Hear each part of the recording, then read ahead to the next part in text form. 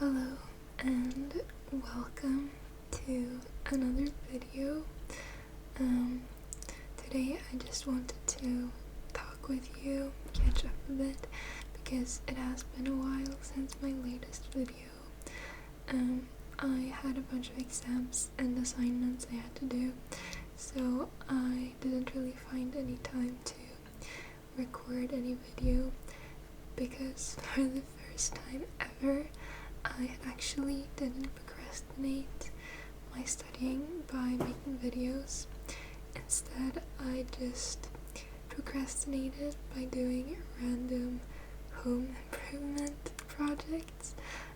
So the most fun one I did is I got this cat tree from the Swedish equivalent to Facebook Marketplace, and well, it's called Blocket. We do have Facebook Marketplace in Sweden too. It's just that Blocket is a lot more popular and widely known and used. And I turned it into this cat tree. Very cute. It's a flower. I got the inspiration from Pinterest because I saw a lot of really cute cat trees on there, and I wanted one myself. And the one I got for free was super ugly in real life. Like, it was way worse than on the image. Honestly, had I known what it looked like in real life, I probably wouldn't have gotten it even for free. So yeah, but now it's super cute and super pretty, and it has its own corner in my apartment. But another thing I did while being away, that it's not related to like the procrastination really, it's more so just a thing I did. I uninstalled TikTok, so no more TikTok, because honestly ever since I installed TikTok I feel like my attention span has been getting so bad. Like, it got to a point where I couldn't read a book without being bored, and that just feels wrong because I've always liked reading books. So once I uninstalled TikTok, I did read some books and I wanted to show you them and just talk a little about my thoughts. The first book I read was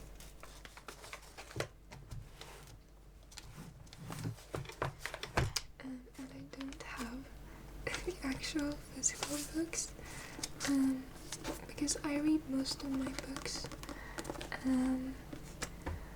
online, like through an ebooks app basically, so I don't have them in real life, and I thought it would be funny to like still hold something when I'm talking, so I just wrote the title and the author here. And as you can tell, if you compare the actual book with the fake title, it's written in like mirrored font, and that is why it's so ugly. You will see on the other books that the text that I've written is super bad, but oh my god, my nose is itching so bad. Anyway, the first book I read was The Vegetarian by Han-Kang. I think that's how you say it. Han-Kang? I'm not sure. Korean author.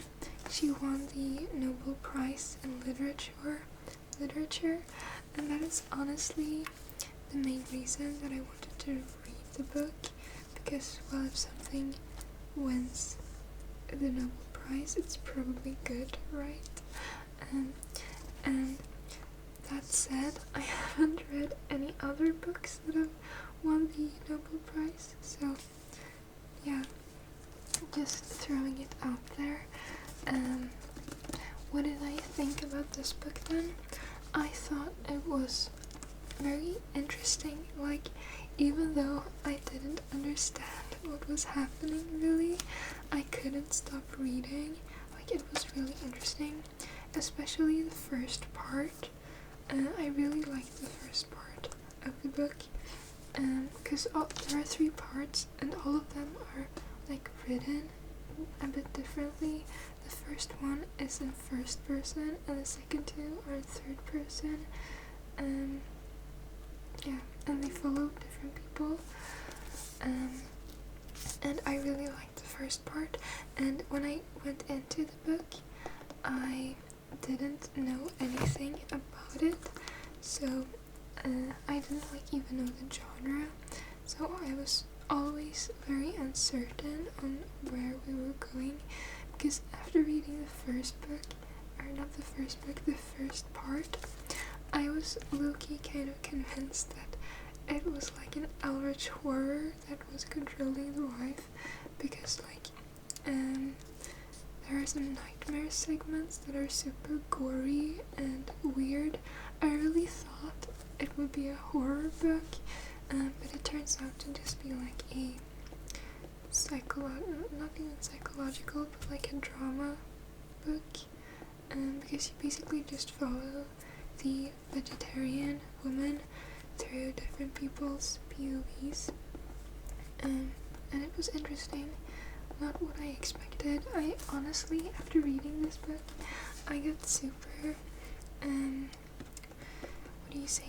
I got an itch to read like a horror book, like an Eldritch horror book, so I did look into H.P. Lovecraft a bit, because he's obviously like the grandfather of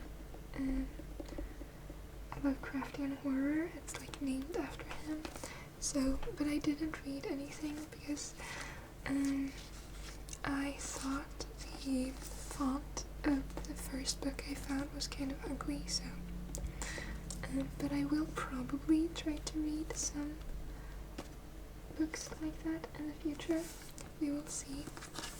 But The Vegetarian was pretty good, so if you want something to read, you can read this. But I'm not sure if everyone would like it. I thought it was super interesting and I wanted to keep reading, but I can see why other people may not feel the same. Because there is not really a plot, it's very much character driven, I guess, or like event driven. No, that would be plot driven. There's like not any clear, there's not any clear mission or anything. The second book I read,